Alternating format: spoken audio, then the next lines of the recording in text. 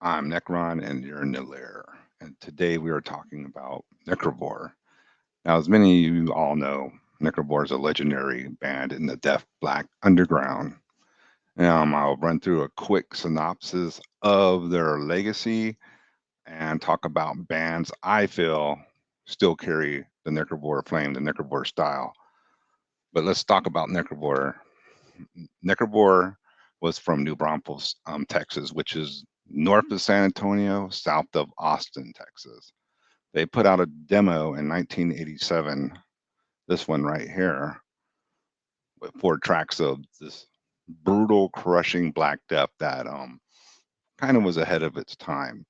I got this particular demo here in San Antonio at Hogwild Records in 1987.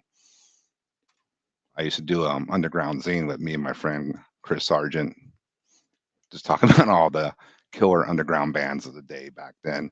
Chris heard the demo, contacted them, and he actually got in pretty good with them guys.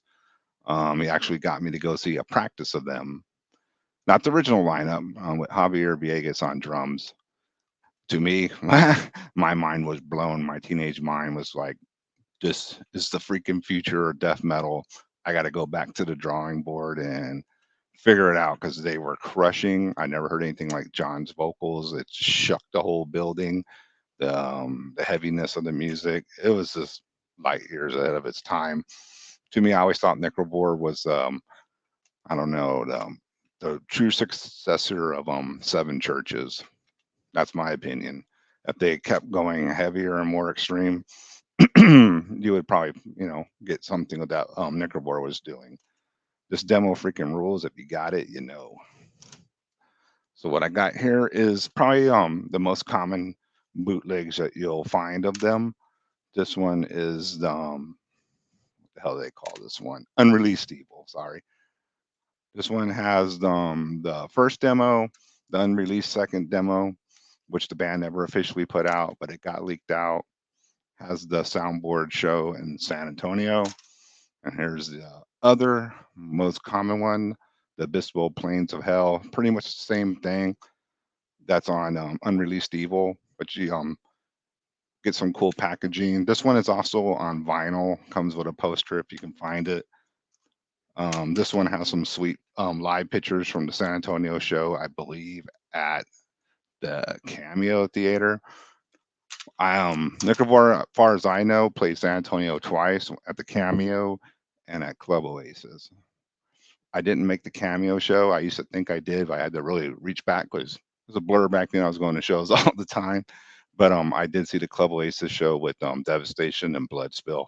Freaking heavy ass lineup. They also came out on a comp back in the day. This is a bootleg of the comp. I have it, but I didn't feel like digging through 100 freaking records to find it. This just recently came out on Digipack. Has some great stuff on here. Satan's Revenge Part 2. And the Necrovore track, I believe they recorded that for this in studio just for this. Slaughter Remains. Heavy as hell. It has Javier on drums. I just threw this in here because it's awesome. This is like in the same vein of Necrovore. If you know, you know. And then the next one that is a killer bootleg comp is Harmony Dies. And this one features the Necrovore demo, the original one, the Incubus, which I just showed you, and another classic demo. I feel this is their greatest material ever, Morbid Angel, the Thy Kingdom Come demo, all on this freaking bootleg CD. Let me show the back. Hopefully the camera focus. There's an awesome picture of John destroying it live. It's freaking Ibanez, Celtic Cross, worship heaviness. And this came out a while back. This one is Texas Metal Archives. This one's pretty cool. Has all Texas bands. Has Necrovore on there as well.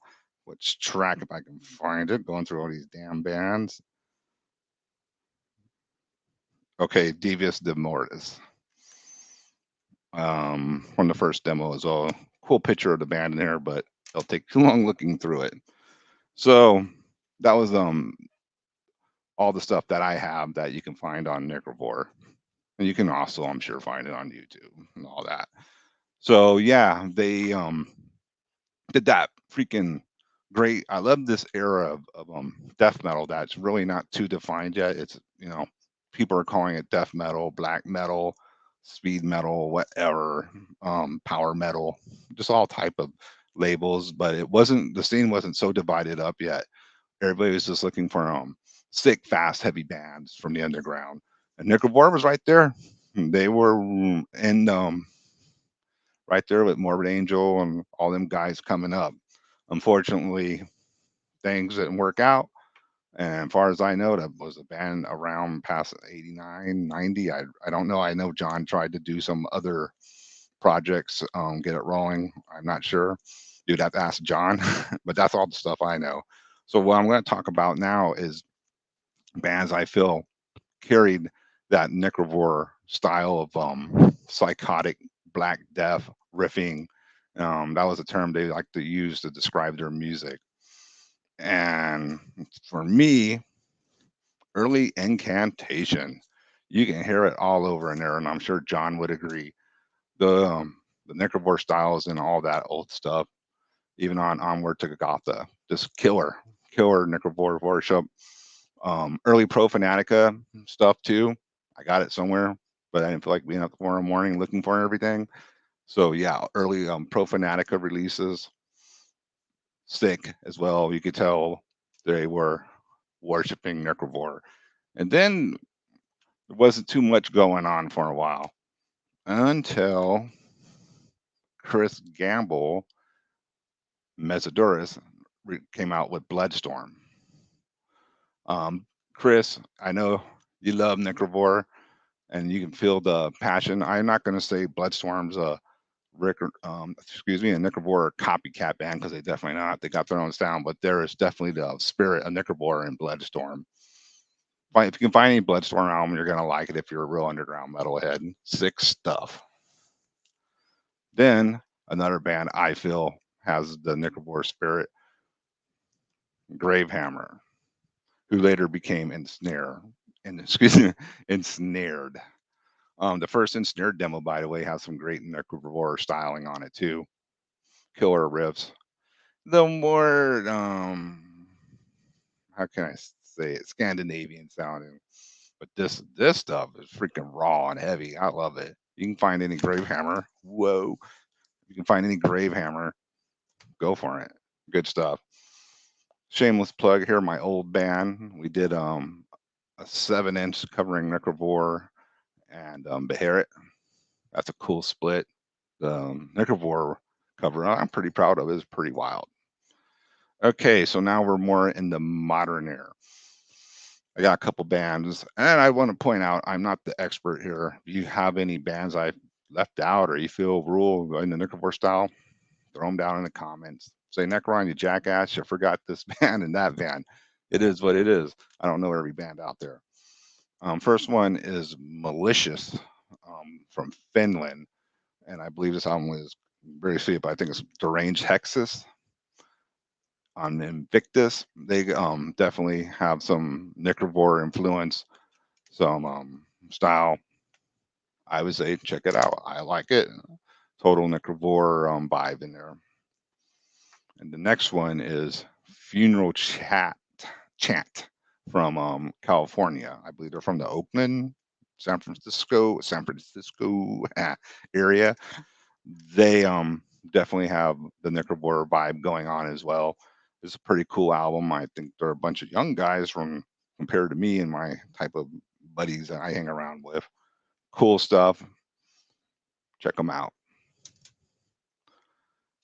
So now we're getting down to the nitty gritty, and what is next is probably my well, they're let's just say they're two different bands, but they're a spawned one spawned from the other. But I will do the first one is Beyond from Germany. They are freaking great. If you can come across these, this one is I can't even read it anymore. because it's so dark in here. But this is, I believe, had their 7-inch put on to CD. It is Intertranscendence. If you can find that one, cool. I'm sure you can. And of course, this one's easy to find. Fatal Power of Death. Also put out on vinyl too. You can find it. I like to show CDs are easier to do on here than trying to hold a big record and fumbling that around. This is so good. Um, get it in all formats because it'll rule. Um, Beyond, I was really like, hoping to hear more from them, but unfortunately, things fell apart in the band. And Rob um, from Beyond formed his next band. And Rob, I apologize. I forgot the name of the band you were before. You became Omegavortex, but we are talking about the now. So we're going to talk about Omegavortex. And they put out a promo that is just devastating, totally crushing. And this is a comp of Omegavortex's material, 7 inches rehearsals and all that. And you can get this on Goat Throne Records. Shameless plug from one of the labels I work with. This is Spectral Blackness. Now, this stuff is the real deal. Rob's vocals captures that John, this chaotic primal screaming that he can do from freaking the abyss. The riffs are chaotic, but what I like about Omegavortex is they sound like if a Necrovore was formed in the modern times. So you're gonna get like insane blasting, insane double bass, heavy riffs, and some real black metal influence on it, but it is just insane. And then they put out their full length. Being on these damn streams, you always forget everything. But this one is called Black Abomination Spawn. You have to buy this record. It rules so hard. Now, it has the Necrovore influence. It has I would say even Authors of Madness style, just ripping riffs with killer tempo changes. But still, I mean, Necrovore is the key. Necrovore is the torch, if you could say that these guys are carrying. If as this is, I love it. It totally rules. You got to get your copy. We're gonna do a shameless plug here. My band Pius Levis is doing a split with them, coming out on Invictus in Europe, Dark Descent in the U.S. Goat Throne is putting out the cassette version of it. Anyway, those are the Necrovore legacy in my eyes. Like I said, if you got anything else you want to throw in there, put them in the comments. And I hope, what's next in the layer? I don't fucking know, but it'll be something sick. All right, metal later.